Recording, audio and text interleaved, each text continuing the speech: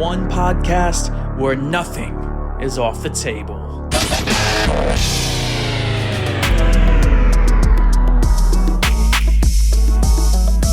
Before the touchdown, before the home run, before the ball goes through the basket, Steve Samra, Pablo Hernandez, Andrew Morgan, Dan DeLucia. It's time for a brand new episode of the Before the Score podcast. Let's go. Before the Score!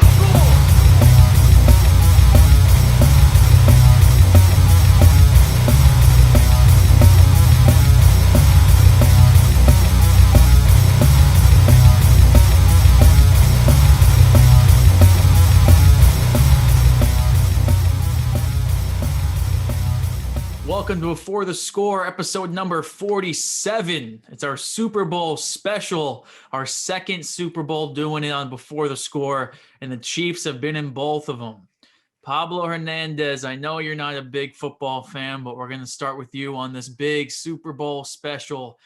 Let's do a little year in review real quick. What did you think of this not traditional football season that we got this year? Well, number one, I think the NFL was the most equipped, and they obviously saw what the other sports were doing because of everything that has been going on in the world. They were finished with their season already. So the fact that the outbreak happened, while we saw what the NBA did, NHL did, MLB did, they were able to take and they were able to use whatever the other sports did, and I think for the most part, the NFL, they did a great job. They were able to have every game, and if they didn't, they were able to make it up. I know it was very weird this year. We had games basically on every day of the week, which I don't think has ever happened in football before.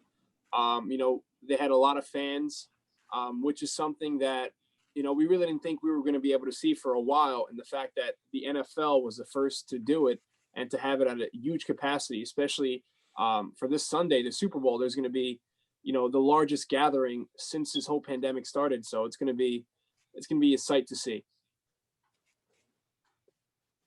Yeah, really the only sporting event that was really normal in 2020, I would say, was the Super Bowl. It almost feels like 2020. It was the Super Bowl. That was great. Fantastic Super Bowl between the Chiefs and 49ers. And then everything since then, it just all went on a downward slope of oddness and I'm glad that this may signal the turning of the tides, and the NFL it's crazy. They might get an award for how greatly they've handled the pandemic. Of all the leagues you would have thought to handle the pandemic in a really impressive way, you asked me, I would have thought the NBA. I would have probably given it to the NHL. The NFL, I wouldn't even thought, but their testing procedures, the way they've kept the players safe in a sport like football, where you're contacting people, you're all over each other, literally on top, tackling each other, and the way that they have been able to keep it all together throughout this long, tiring season has just been a sight to see, and something that could be inspirational as America tries to open up as a whole. Yeah, you look at the beginning when all this, we were looking at the UFC and NASCAR as the two models of how to successfully, play your sport league in a pandemic. And, the NBA and NHL with their bubbles did an absolute incredible job. I mean, the NBA didn't have one positive test in that whole run, which was incredible. And then you look at the NFL and, there was some, obviously, you have 52-man rosters, first of all. So that's obviously with coaching staff and front office people and everyone, in the building, that's a lot of people. So there's bound to be positive tests, especially when you're not in a bubble. But they did it to the point where it was a successful season. Yeah, like Pablo said, you had a game pretty much every day of the week, which was pretty cool to see. I mean, for fans like us to watch a Wednesday night game, it's like, hey, I mean, I thought I'd never see this before, but here it is, So the NFL did a great job. Obviously, there were some outbreaks, but we knew that was going to happen. And it's a successful season. We have a Super Bowl. I remember, at least with my fantasy draft, I'm like, well, how much weight does this count? Because I don't even know if this is even going to matter. I mean, I might, as commissioner, be giving everyone their money back because there might be a canceled season. I really had, at least me, didn't have much faith in the NFL this whole year because, going into the NFL season, there wasn't those protocols like out loud that they said that they were going to do with all the testing. We were kind of nervous. We didn't really know what was going to happen. And sure enough, Roger Goodell figured out a way to make sure the NFL keeps getting their money in. And here we go, Super Bowl 55. Yeah, the NFL is like the Snowpiercer train on that show on, I believe it's TNT, that I've never watched. I don't know what it's about. I just know it's a train, but it's a train that never stops. Yeah. So the NFL took some lessons from Snowpiercer. But let's go to let's go to a funny COVID story that this might be one of my favorite stories of the whole year about the Kansas City Chiefs and the importance of a good haircut. And Pablo, you know this more than anybody. I know that you like to get haircuts as often as possible. So let's go here because the Kansas City Chiefs were all scheduled. One barber was going to cut all of their hair. First guy is up on the barber chair. First appointment. Guess what? The Chiefs get a notification. The barber tested positive for the coronavirus. Patrick Mahomes, like in that State Farm commercial, he's getting ready to get his hair cut. He's like next in line, mid-haircut. They go in, they pull out the barber. They say, get the hell out of here, like the Joker getting hit by the taxi cab. Pablo, mid-haircut, what are you doing? Are you finishing the haircut or are you kicking the barber out right there? I'm probably kicking out the barber because we all know what could have happened. So I'm definitely kicking out the barber here. I just got my haircut today, man. Did you go Jesus? I've grown my hair out for months. I don't step foot into precision anymore for reasons that I will mention off camera. Jesus, he cut my hair a few times, but he hasn't really cut my hair in like over 2 years. But that is no fault of his. No fault of his. Yeah, we'll keep it behind the wraps. What happened? But, we'll keep it. Going back to the barber story with Kansas City, that guy had a negative test for 4 days in a row leading up until that point when he started cutting people's hair. I think he cut like 10 people's hair already, I think. Mm-hmm. And then mid-haircut, some guy had to, I don't know what he had to do. What's that one NFL player that had the terrible haircut this year? Will Compton from Barstool Sports. Wait, well, yeah. And they were saying there was like memes on Twitter of him like, oh man, this guy just had half a haircut. Like, what do you do? Actually plays on the Titans and also works for Barstool Sports, so he's like a double dipper. Yeah. But I mean that barber, he lost out in a big payday right there. I'm sure Patrick Mahomes will give him a nice Super Bowl tip and. Now he'll be watching the game on Sunday and be like, man, they stole my client. They cheated on me with the barber. But Stephen A. Smith actually got in some hot water today because he was talking about how important people were like, why are they even getting haircuts the week of the Super Bowl anyway? Why are they taking that risk? Stephen A. Smith said, hold on a minute. Do you know how important it is to look fresh, to get that fade the week before the biggest game, the highest ratings of the year of any television program? On a scale from 1 to 10, how important do you think that Super Bowl haircut is? Well, honestly, the Super Bowl haircut is super important. For a lot of people, a lot of players, especially in the NFL, where your career expectancy isn't too long. So maybe there are a few players that this might be their only Super Bowl. They might not spend their entire career on a winning team. So the fact that, let's say they have a big play here or they do something big in the game, they're going to be shown in video forever. So having a haircut is huge. Now, in terms of on the field, does it really matter? No, they're wearing helmets. But if you're talking about off the field, you're talking about what they do on the sidelines. You're talking about post-game interviews, pre-game interviews. Having a good haircut is not only needed, but it's necessary, especially in the biggest game of the year. Yeah, you gotta agree with Stephen A. here. I mean, this is a 9 to a 10 rating here. I mean, the barber had all the protocols. Like the team did everything right until it just somehow had a positive test. Like you can't blame them. They did everything in their power to have these guys. I mean, they did one barber for the entire team. Like that's a ridiculous. That guy's like arms must have been falling off. Like if if he had to do it all day. Like, I don't blame them at all for wanting to do that. I would be in that line to get a fresh haircut because, like Pablo said, when you're doing interviews and, the helmet's off, like, you want to look good because you're going to be looking back at this at the end of your career. You want to at least look your best. So I got to agree with him.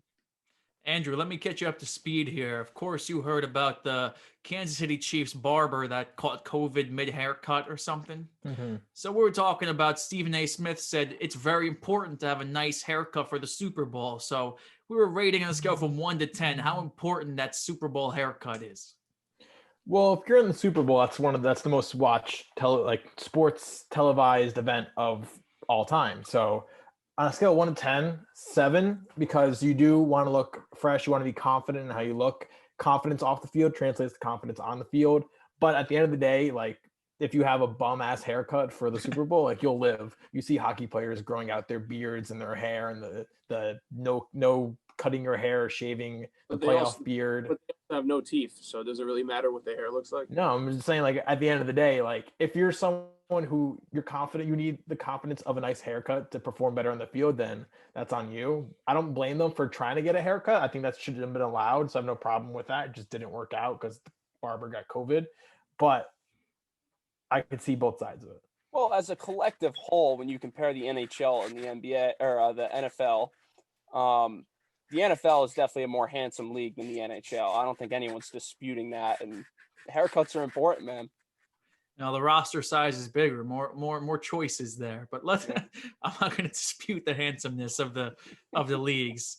But I'm going to say that if you look at Patrick Mahomes' life as a whole, probably his top 3 most important haircuts of his life: his wedding day, probably number 3.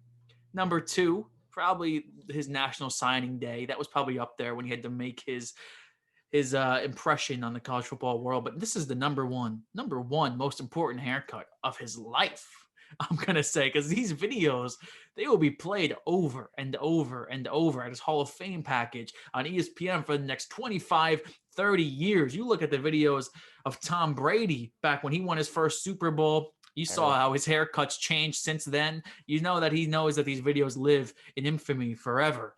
So Patrick Mahomes, he did it in a State Farm commercial. He's got to call up Jake from State Farm because he's got to get a barber in there to give him his signature haircut, because this haircut lives on. It lives beyond you. This stays forever. That's my thoughts on it. So I agree with Stephen A. there on that one.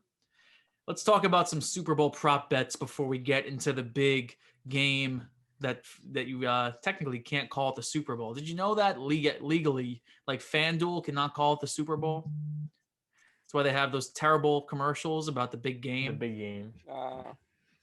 But let's talk those prop bets. Last year, we had inside information that it turned out to be wrong about the Gatorade color. Now, I don't have any inside information, but does anybody know anything that I don't know? I mean, the only thing is, what if there's no Gatorade? What if it's like, what do you say, clear? There's only water there. What if there's no Gatorade bath because of COVID and everything? Have we seen a Gatorade bath in 2020? I think there'll be a Gatorade bath. There's going to be a Gatorade bath at the Super Bowl. Well, when you look at last 2 years, I've had not insider info, but I've had some, hey, you should probably bet on this color. I'm 1 for 1. This year, I don't have one, and that might be okay. Maybe, last year I learned my lesson, and I'm not going to go with it. I thought last year, I think we said red, right? It wasn't last red. year. It was you trusted a mutual friend of a cousin in a group chat of like 60 fraternity guys. Last year, the inside information source was orange, and we pushed that color out to everybody. Yeah, and we got a lot of shit for that. Well, the year before we were right. Well, not that we had the show going. The year before, last year was purple. Yeah, but we said it was orange. Yeah. Last year I thought we said it was purple. And then it was the other way around. Mixed up. I remember everyone pushing purple, like purple. Yes, and it was so many people bet purple that it was literally $0. It was like -150 was the odds for purple. Yeah. It was that bad. Yeah. Well, this year I'm gonna predict that it's going to be red. We haven't seen red at Super Bowl. We haven't seen red in like 8 or 9 last Super Bowls have not been dumped red.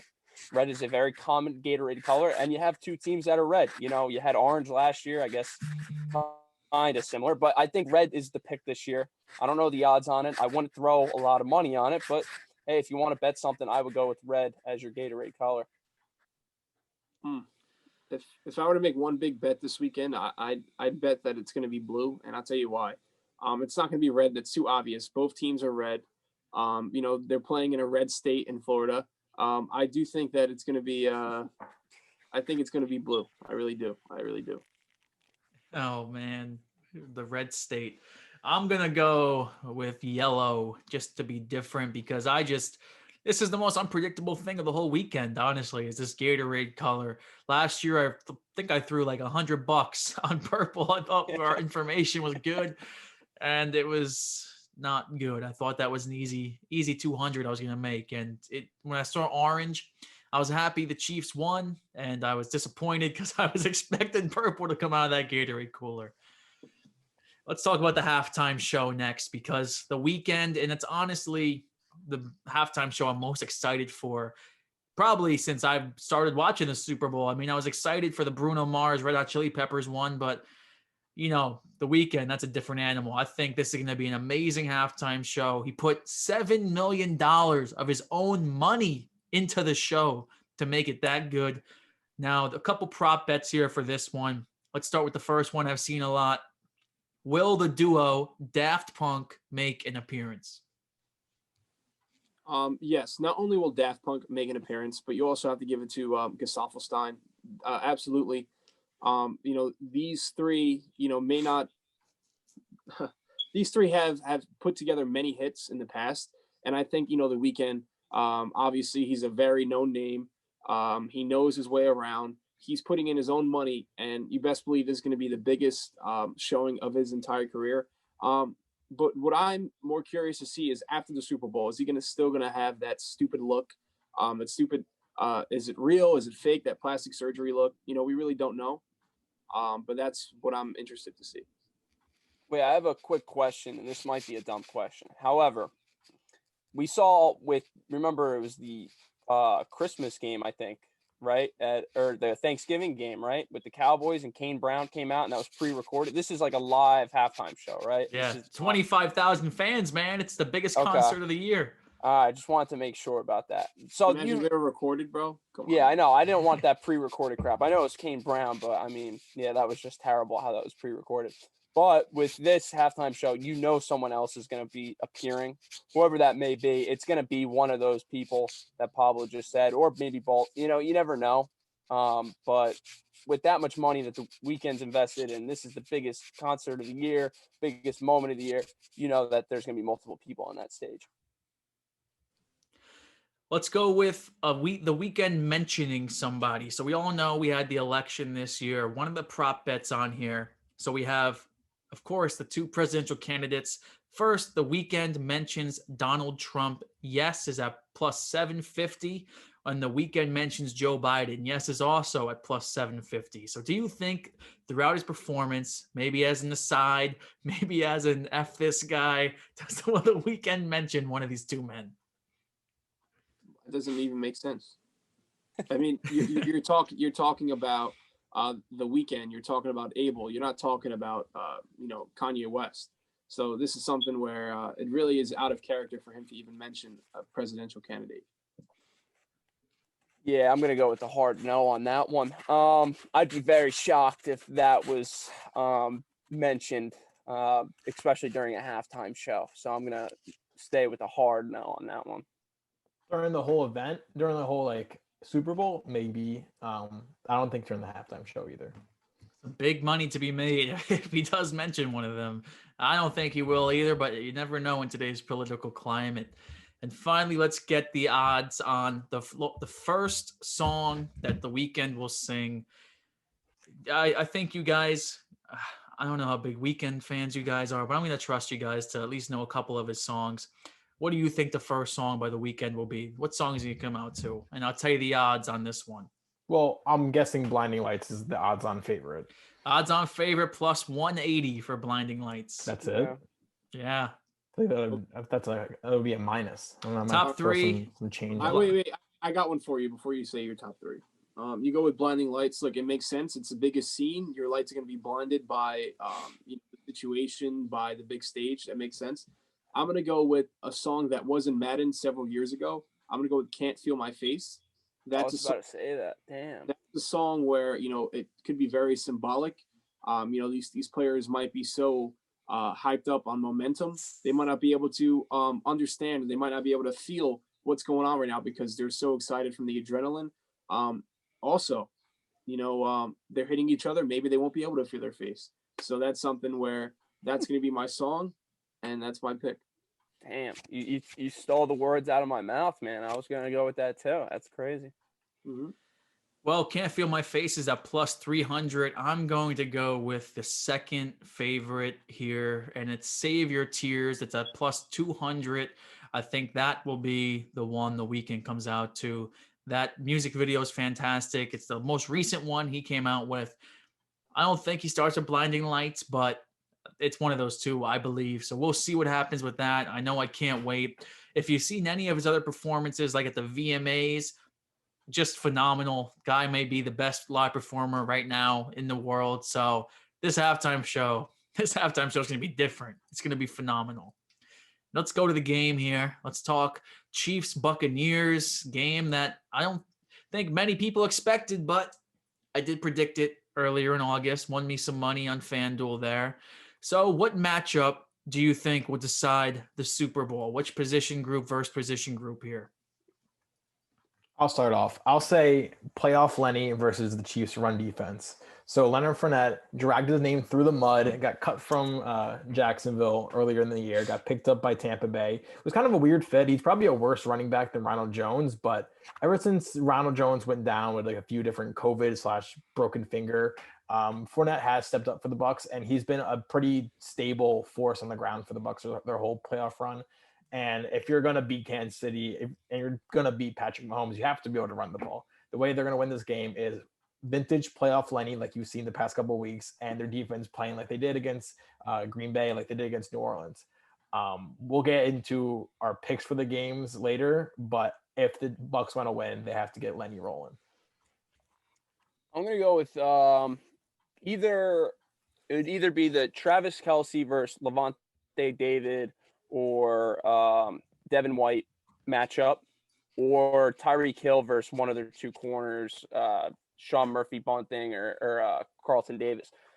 If you want to beat the Chiefs, obviously their first matchup, Tyreek Hill went off for 265, 70 yards and 3 touchdowns and destroyed me in fantasy when I needed a win so badly. Tyreek Hill put up, I think, 80 or something ridiculous. Anyway, Travis Kelce has been the guy during the playoffs. I think he's caught a touchdown in every game so far. He had the most yards this year for any receiver.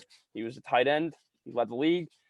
This whole postseason, he's been putting up those 100 numbers. He's going to be, if depending on the play type, like we saw last game in the AFC Championship game, where he comes out right in front of Mahomes. Mahomes kind of shovels it and he gets a touchdown. You have to stop Travis Kelce and Tyreek Hill. So those two battles with those two players, if you could stop both of them and make someone else beat you, the Bucs are in a very good position. I'm gonna go and at this question in a different way. I'm gonna say the duo of Tom Brady and Rob Gronkowski against the defense of the Kansas City Chiefs. Now look, these two guys, they've obviously been in the big stage before. They know what it is to win, and they're both obviously in their first year of being on a new team. So I think it's going to be very, very, very unique to see what they do, being as if, they have done this before. And you know what? They have done this before, and so have the Chiefs. The Chiefs were here last year. They know what it is to win. I mean, most of the roster, obviously the whole roster isn't the same, but they're going to be hungry. And I want to see if the veteran presence is going to be too much for the Chiefs to overcome. This is where I think the game is going to be won here. And it's going to matter if Jason Pierre-Paul and Shaq Barrett can get past the Kansas City Chiefs offensive line and disrupt Patrick Mahomes, because Patrick Mahomes is going to get his. It's just a matter of how much they can keep him off his game. If you saw the game, the NFC Championship game, Tom Brady had a fantastic first half, but he is not the reason they won that game, not even close. The reason they won that game is because Aaron Rodgers couldn't score after Tom Brady threw 3 interceptions. Tom Brady, 3 turnovers in the second half. Looked atrocious. It might be the worst I've ever seen Tom Brady. Definitely the worst I've seen Tom Brady this year. And Aaron Rodgers got 6 points off of those turnovers because Shaq Barrett and Jason Pierre-Paul made Aaron Rodgers' life a living hell in that backfield.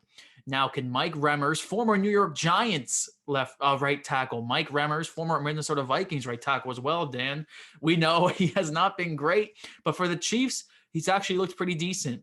Some of that's definitely coaching. The Kansas City Chiefs offensive line this week, with the injury of Eric Fisher, is full of 7th-round picks and undrafted players.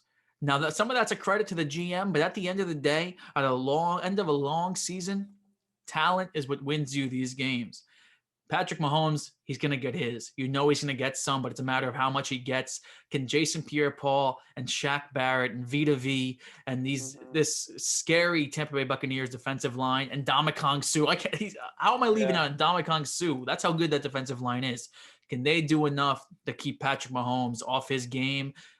That's what's going to win the Buccaneers the Super Bowl if they do win the game. Yeah, Vita V was causing Aaron Rodgers all sorts of problems last game. And like you said, Aaron Rodgers could not have any answer to that defensive line. And the Packers offensive line this whole year has been one of the best groups of offensive linemen in the whole league. I mean, they have been putting on great performances. And as you saw in that second half, that's what won Tampa Bay the game. And yeah, I have to agree with you on that position. That's going to be a great matchup as well. Here's something that really interests me that I want to ask you guys if it interests you in the same way. So we're all expecting this offensive shootout game where Mahomes, Brady, the Buccaneers, and their elite receivers against Patrick Mahomes, the best quarterback in the league right now. But the weather report in Tampa Bay right now, not too promising for that offensive shootout. During the day, supposed to be thunderstorms, cold, depressing day. And then at night, supposed to be wet, humid, maybe some more thunderstorms, windy. So do you guys think that this weather report, we all know how fickle the weather report can be, but if it holds true, if we get this ugly, rainy game like we got with the Colts and Bears way back in 2006, do you think this will affect the game for the offenses and we'll see more running the ball, more ground and pound? And who does that favor?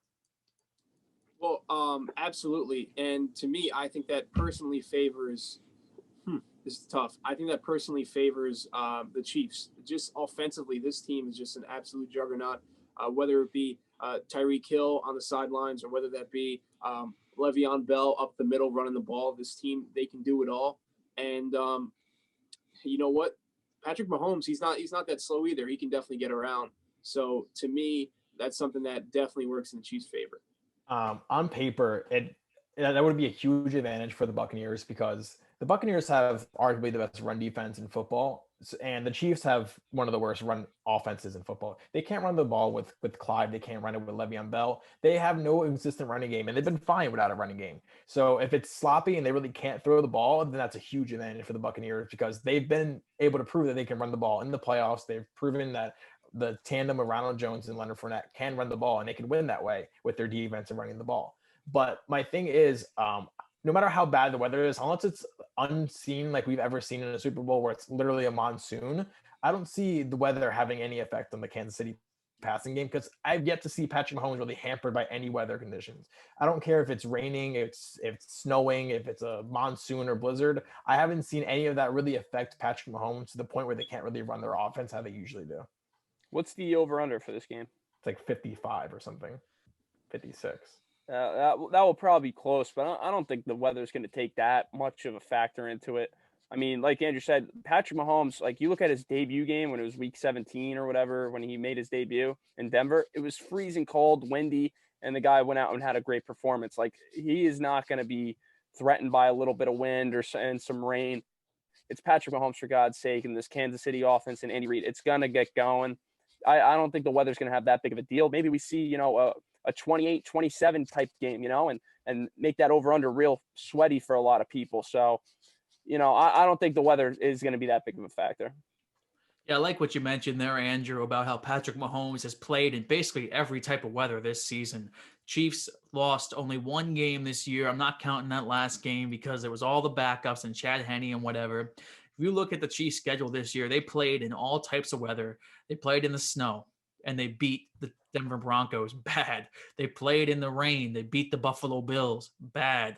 And then but the Buccaneers, I do think it's going to give them an advantage because they're used to this weather. It's literally a home Super Bowl. I think people are discounting how much that means.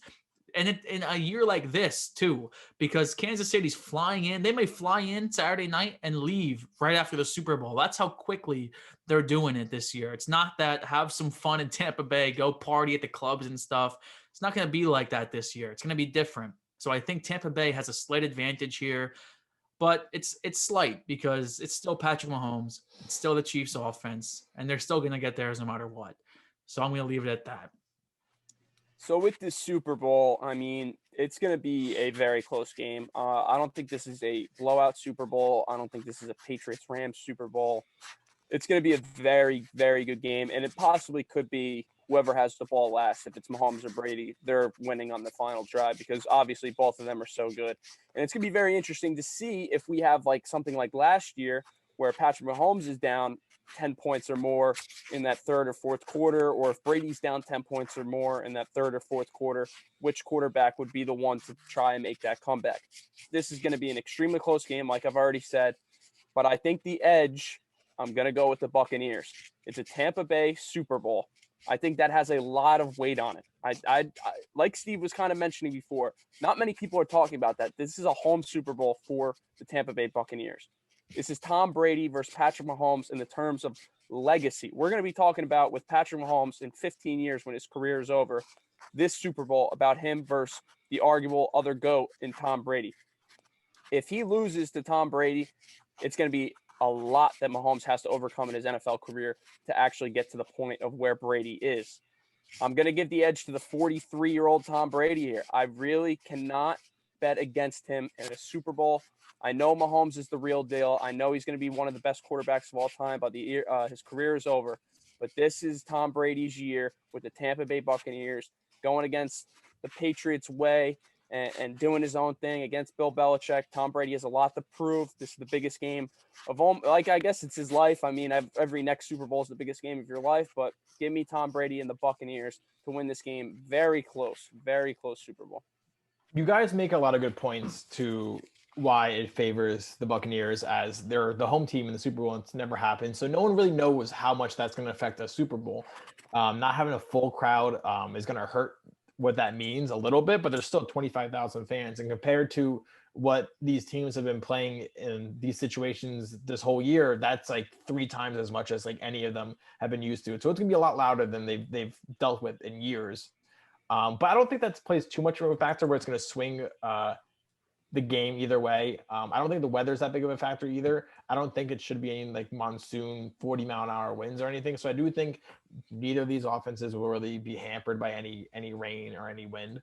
I'm going to give the edge to the Kansas City Chiefs, and I don't think it's particularly close on paper. The only thing stopping me from saying a blowout in Kansas City's favor is the fact that they're really beat up on the offensive line. No Eric Fisher is a huge, arguably besides Patrick Mahomes, Tyreek Hill, Travis Kelce, it's the biggest blow they could have had to their team. With Shaq Barrett and JPP playing out of their minds like they have been this whole playoff run for the Bucs, that's a really big problem. But if there's any coach who can scheme around a bad left tackle, any quarterback that can play without a good left tackle, it's Patrick Mahomes and Andy Reid. So I have the utmost confidence that no matter what offensive line they trot out there, they'll be fine. They'll throw up 30 points easy. Patrick Mahomes, he could play in any weather. He can win without a run game. So the Chiefs have gone this far this whole season and have looked amazing without a run game. And Kansas City's biggest strength is stopping the run. They stopped the run in this whole playoffs. No one's run crazy in the Buccaneers. The Buccaneers defense has been playing great, and Murphy Bunting with 3 interceptions. I think that kind of run of their secondary is going to end against the Chiefs because they haven't faced an offense like the Chiefs. When they faced the Packers, but Aaron Rodgers in the playoffs is not the Kansas City Chiefs. So you saw what Mahomes did to them last time they played. I don't think this Tampa Bay defense is as good as they have been playing the last couple of weeks. So I do think they take a little bit step back and have them playing. And the Chiefs they move the ball all night. I think they'll win pretty handily. To me, in my opinion, this might be the most, flip of a coin game for a Super Bowl game that we've seen in many, many years. The biggest one that I can remember. But we are looking at legacy. We're looking at Patrick Mahomes. Can he do it again? Is he going to be? We already know he's the next face of the National Football League. But is he going to be the guy where you're like, you know what? I trust this guy in the big game. This dude's going to be a person I can rely on. He's going to be here every single year, and he's going to play to the best of his ability every single time he's at the big stage.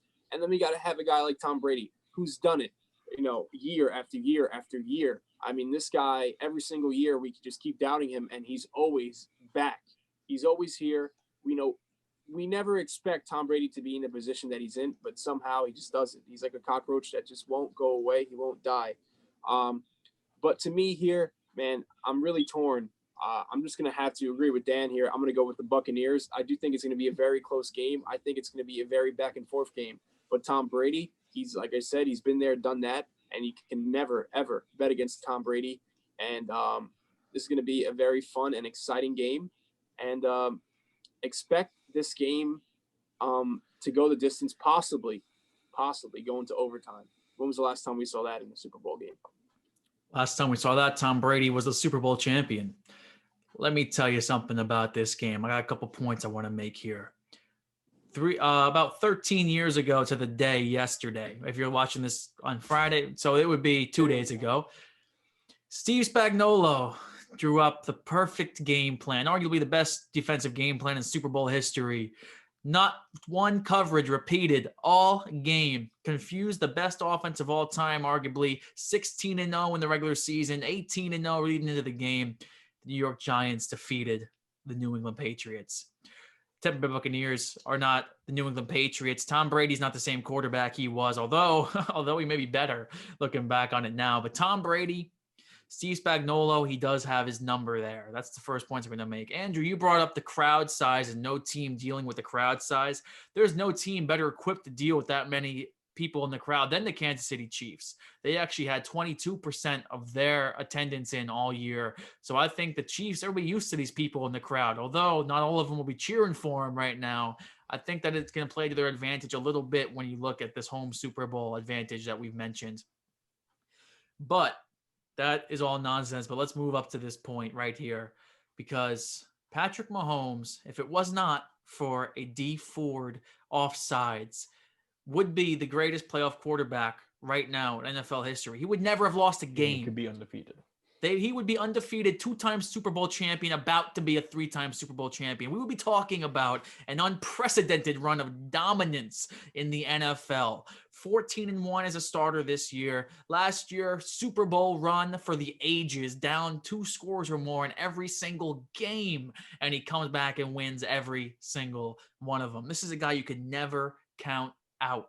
Never. Not in his entire career. Even his losses, I don't think he's ever been blown out. He hasn't lost by more than 2 scores since at Texas Tech.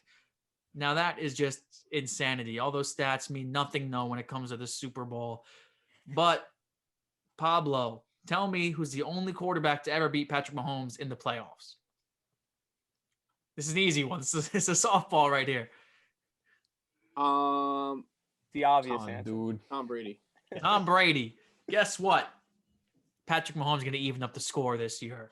The Kansas City Chiefs are going to win the Super Bowl. People have compared it to John Cena versus The Rock at WrestleMania 28. Let me tell you why that's wrong. Because The Rock won the first matchup between John Cena and The Rock. This is John Cena and The Rock, WrestleMania 29, the next year, the once-in-a-lifetime match, twice in a lifetime. We never thought we'd see this again, and we are in the Super Bowl. Tom Brady, he's The Rock. He's going out with a loss because Patrick Mahomes, he's going to hit the rock bottom. He's going to hit the attitude adjustment. We're going to get Patrick Mahomes back-to-back, Super Bowl MVP back-to-back. The Kansas City Chiefs are winning this Super Bowl. I'm honestly shocked you guys picked the Tampa Bay Buccaneers. I really think that this is going to be an easy game for Patrick Mahomes and the Chiefs. Maybe close. That's exactly what we were talking about. Tom Brady's always counted out. Look, I don't even expect Tom Brady to win, but I know if how many Super Bowls has Tom Brady been an underdog in? I think one, and it's this one. Maybe his first one, maybe this one. Yeah, but maybe the first one. I'm not talking about just in the Super Who Bowl. counts him out? In general, we always counted out the Patriots. We always, oh yeah, they're going to lose this week. They never lose.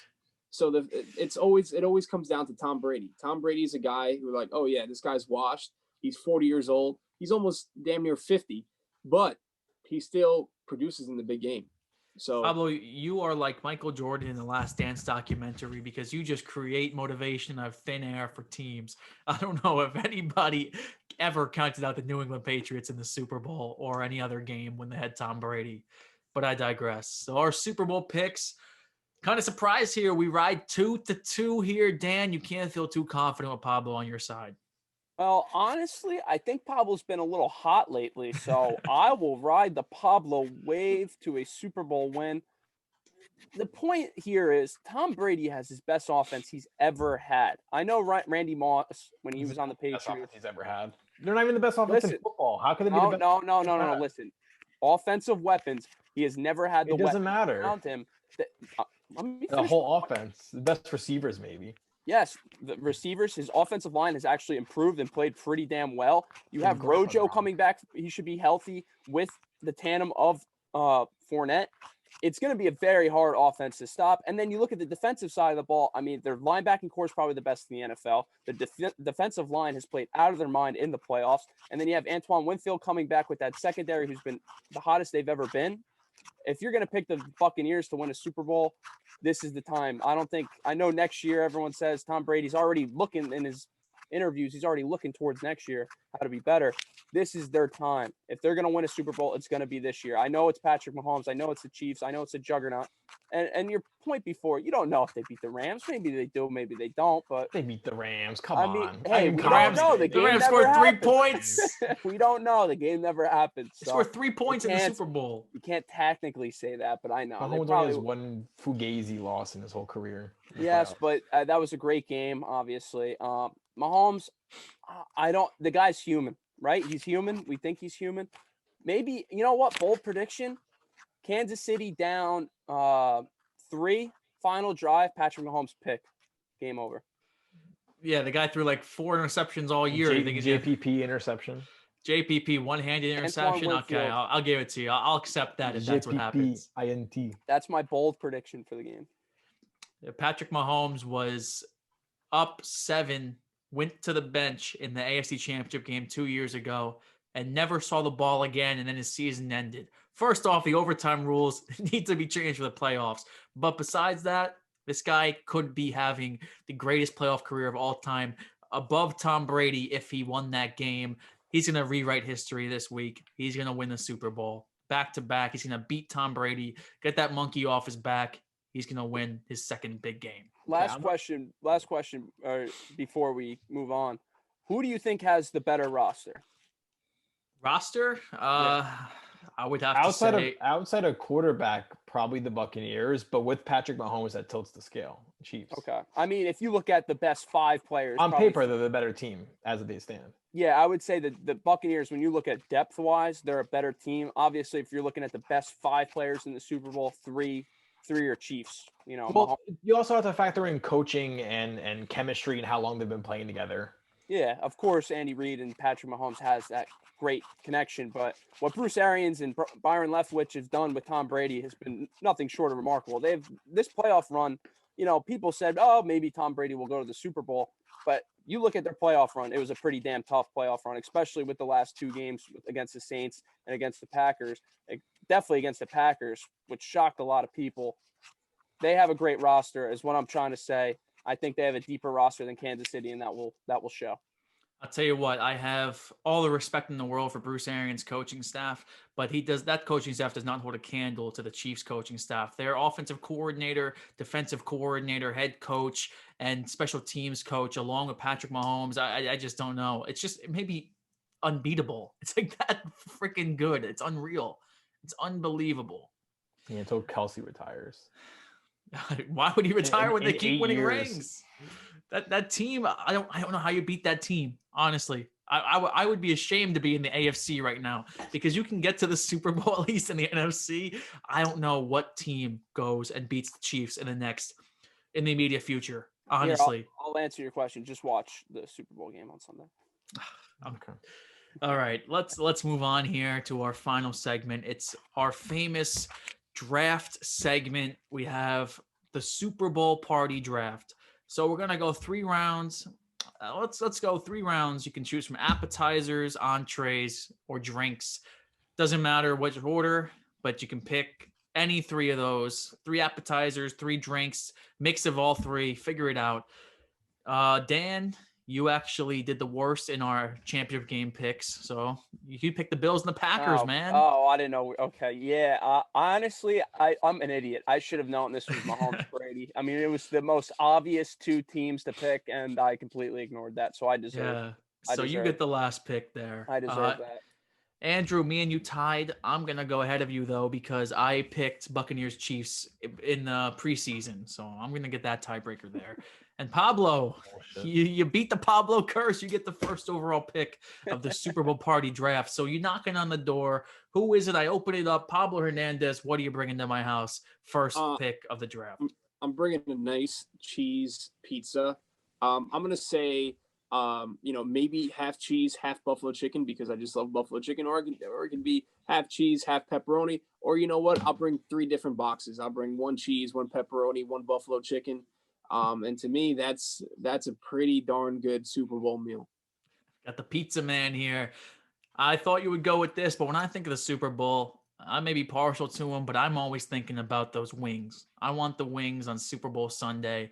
That's my favorite entree. I'm always grabbing for the wings on the Super Bowl. I just think that wings and football, they just go together hand in hand there. So I'm bringing the wings to the Super Bowl party this year. Andrew, you're on the clock. With the 3rd pick in the draft, give me Mama Zonak Gavrin's buffalo chicken dip. So some good buffalo chicken dip on Super Bowl Sunday in a smelly basement. You can't top it. I actually agree. That chicken dip was pretty good last year.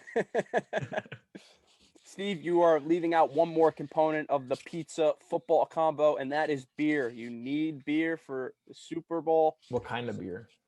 I mean, we don't have to get too specific there. I'm not gonna oust myself for being a Bud Light lover on this show, so I won't say that. But you do need the beer, whether it's IPAs, whether it's light beer. You need beer for the Super Bowl. That's one of the most important components. Pablo took the best pick, I think, with pizza. The Sunday pie, the Sunday Super Bowl pie is a great choice. I'm going to have to go with something more of an appetizer. Everyone needs chips. You need chips, a bowl of chips. You need the chips for the dip. You do need the chips for the dip. You need the chips are just the easiest thing. You get a bag, throw it in a bowl, bang. Everyone puts their dirty ass fingers in that bowl and you just scavenge away. So beer and chips are my 2 picks. You'd be hungry if you're only bringing beer and chips. All right. I'm up, right? Yeah. How many rounds are you doing? 3 rounds? Yeah, we'll do 3. Okay. For my 2nd round pick, give me Pigs in a Blanket. Underrated, not everyone's favorite. Pigs in a Blanket. Not the best appetizer, but for the Super Bowl, I feel like it just fits. It's the kind of appetizer snack that's kind of built little weenies and little croissants. Lizzie's in a blanket. Come on. No, Pigs in a Blanket. That's a good pick. I'm going to give him some credit for that pick. I'm going to go with, I may be partial to it, but I'm going to go with the subs. You need some subs this Super Bowl. Nice box of subs, nice 10-foot long sub. Everybody can eat. I'm going with the subs here. So I'm going wings and subs. Pablo, you got 2 picks here. Oof, it's a lot of pressure. I'm going to have to go number 1 with the brownies. Man, I love brownies. There's nothing better than a nice brownie. You guys really took the most exciting ones. I'm gonna have to go with brownies, and then for my next pick, I'm probably gonna go with the little meatballs. I do love little meatballs, with the little stick sticking out of it, and to me, they're just a ball of joy, no pun intended. So you have pizza, brownies, and little meatballs. Yeah. I'll tell you what. If I had it my way, I'd choose Doritos and subs too, but you guys took it. It chose Doritos. Yeah, meatballs, that definitely was not on my list there. I'm going to go with, you see, Dan kind of said chips, but I'm going to go with nachos here. Big difference between regular chips and nachos, I believe. So I'm going to allow that. So I'm going with nachos. I think you need some nachos when you're trying to appetize for the Super Bowl. So that's my pick there. Dan made a good point by saying beer. Beer is a very common thing at every Super Bowl party. But sometimes it's halftime, it's cold, it's rainy, you run out of beer, you run out of drinks. So you got to go to the liquor store, pick something else up. It might be past 10 o'clock and you might not be able to buy beer. So give me some MD 2020 wine as my third pick. You're down bad. You got to do what you got to do sometimes. Listen, everyone has a line they don't cross. I don't blame you if you don't cross that line, but Super Bowl Sunday, you got to do what you got to do. Isn't PFT like the biggest supporter of that brand? Is he? I don't know. You could have said anything else. That is really the worst thing I've ever drank. I can't get over how bad it was. No, your draft ratings just went down. I just tanked my whole draft. You could have just picked purple Doritos and gotten an A+. At least from Durham, you could have gotten an A+. Yeah. I think it was like orange flavor. There was like three or four of them, and one of them was half decent. The rest I wanted to throw up. There's an orange one, a blue one, and like a pink one. It was so gross. Oh, I'll never forget that. Third one. I mean, you got all like the entrees, I guess. I gotta go with the dessert. I mean, we got brownies already on the board. I'll give you one. Your aunt's half-eaten cake. You could take it. You could. No. I was gonna get one. I was gonna actually say cake, cheesecake, whatever dessert you want. You got to throw something after the main meal. I think a cheesecake or a cake or a pie. The one that comes with the 8 different options. You gotta pick one. You can't say cake pie. I'll just go with regular cake. All right, I'll go with regular cake. You could have just said baked ziti. Cake. Easy one, or lasagna. I'm not a big ziti guy. You got a little crazy Super Bowl party here from Dan. Beer, chips, cake, skipping dinner on a diet. I would pick a dinner, but they were already picked. Well, that's our Super Bowl party. We'll have to tweet this out. Let us know who has the best looking party here. We definitely spread ourselves a little thin here because some of these parties are missing some really important big. Like Andrew's got all appetizers. Pablo's got meatballs and brownies. So pizza. Yeah, but I have a dessert. I have an appetizer. I have a meal. So I'm pretty good point. That's all.